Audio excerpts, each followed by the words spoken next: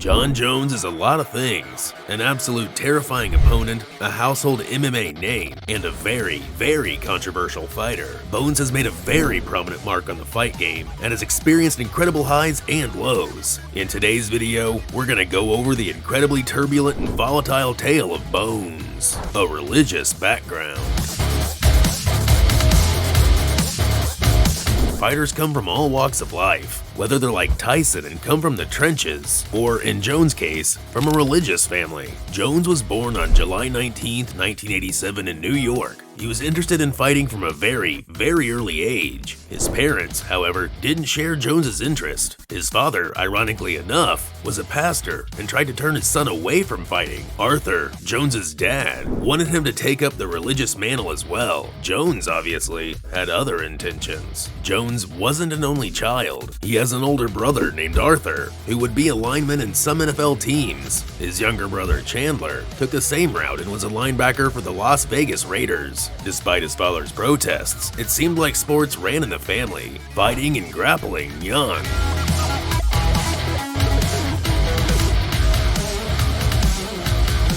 Jones took up the mantle his brothers laid out and played on the football team as a defensive lineman. His football coach gave Jones the nickname Bones because of his frame. However, Jones would do far more than just play football. While he was still in school, Jones was proving himself as an incredible wrestler who would become a state champion. After becoming a state champion for Union Endicott High School, Bones would continue wrestling at a community college. Just like his high school career, Jones would go on to win a national championship for Iowa Central Community College. Jones tried to continue his education, going to Morrisville State College to study law, but he ultimately dropped out in pursuit of his MMA career. He definitely made the right choice, rattling onto the scene. Jones made his professional MMA debut on April 12, 2008 at an event hosted by Full Force Productions. His very first opponent was another fighter named Brad Bernard. Jones won his very first fight via TKO within the first round, a pattern that would continue throughout the rest of his career. From his first win over Bernard, Jones would have several other fights, all of which he would win by stoppage. Jones would cultivate a flawless record of 6-0 before he would get signed on to the UFC and fight in the Octagon, entering the UFC. Weight matchup, and here we go. You know, worthy of winning a decision here. Bones' very first opponent in the UFC was Andre Guzmão. At UFC 87, Jones was a very abrupt replacement as Guzmão's original opponent wasn't able to fight only 2 weeks out from the fight. Although this fight didn't put Bones on the map just yet, it was still a great performance by the, at the time, youngest fighter in the UFC. Bones was only 21 going into the bout, while Guzmão was a decade his senior at 31 years old. Bones wasn't able to win this fight via stoppage like his previous fights, but still dominated Guzmão throughout the bout and ultimately won through unanimous decision. Things would only continue from here as Jones kept improving his record, proving himself. Fighter in the UFC now behind. Nice again to the judges' scorecard. Jones definitely made a name for himself by beating Guzmão, but it didn't fully showcase Bones' abilities. The fight that would show the world just what Jones was capable of was his fight against Stephan Bonnar. Jones dominated Bonnar throughout the fight, ultimately submitting him in the third round. He would pummel Bonnar with kicks and strikes and continually grapple him. Even though this was only Jones' 8th fight, it was clear that he was a dominant force in the UFC, the beginning of controversy. Can expect fireworks. See how he has progressed. Yeah, he can't put his hands down on Jon Jones' hip. Bones' bout against Stephan Bonnar was the first fight where Jones undeniably manhandled his opponent. However, Jones' manhandling would come back to bite him when Bones faced off against Matt Hamill at the Ultimate Fighter 10 finale. The fight lasted a single round. Up to this point, and afterwards, Bones never lost a single bout. Hamill would be the only person to, questionably, beat Jones. Both fighters kept each other at a distance throughout the first round, with Jones in particular aggressively striking Hamill. Eventually, Hamill closed the distance and clinched up with Jones. This was a big mistake on his part. As the two grappled, Jones took Hamill's legs out from beneath him and took the opponent to the ground. After getting on top of Hamill, Jones began to pummel Hamill with downward elbows. All Hamill could do was cover up and defend himself from from the onslaught. Even after Hamill began to bleed, Jones continued to hit Hamill with elbows. However, things would change after Jones hit Hamill with two 12-6 elbows. Hamill's face was nothing short of devastated, but Jones was ultimately disqualified, and the win was given to Hamill. No one took this lightly. Dana White himself insulted the ref. To this day, Hamill is the only fighter to beat Jones, becoming champion. Away, Jones opens up wide. To the body!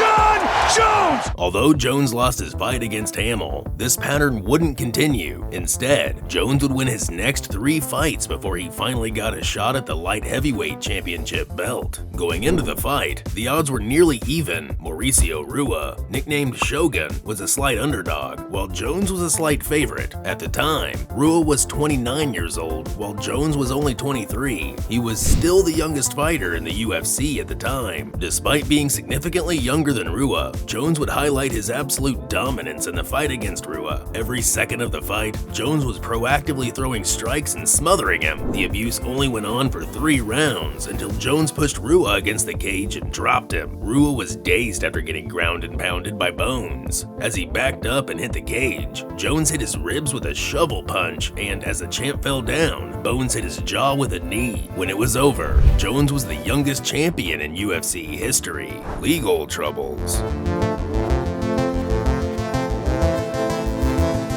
Although Jones was having massive success in the octagon, things were different outside of the cage. Jones is, undoubtedly, a GOAT in MMA, and definitely has a claim to being one of the greatest heavyweight fighters in history. On April 27, 2015, Jones was arrested after a hit and run. Jones had crashed his rental car. He ran a red light and crashed his car into 2 others. After the crash, Jones fled the scene. Police officers later investigated and found an injured pregnant woman in one of the cars, as well as contraband in Jones's car. After a warrant was made for his arrest, Jones turned himself in.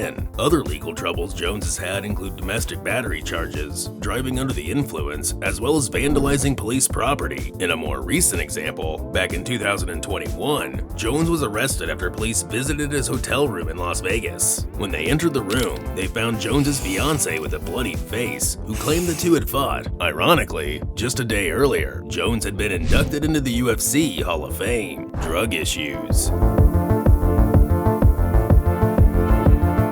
A common theme in Jones's legal troubles is substance abuse. Jones claimed he had drank before his 2021 domestic violence charge and was found with marijuana after his hit and run. However, Jones has had a long history with drugs. He has failed multiple drug tests. Before UFC 182, Jones was tested and a byproduct of cocaine was found in his system. He was still allowed to fight in the event, but he was under scrutiny afterwards. Jones would actually go into rehab following the information going public. He claimed he wasn't a coke addict, but simply made a stupid decision. However, Jones also had suspicious testosterone levels, leading doping agents to believe that Jones was using steroids prior to UFC 182. Although he was tested for steroids, these tests came back clean. A year later in 2016, before UFC 200, Jones would be caught using steroids. His urine sample tested positive for an anti-estrogen drug, as well as drugs designed to prevent gynecomastia, a common side effect of steroids. At UFC 214, Jones would test positive for tren, another common steroid, re-entering the UFC.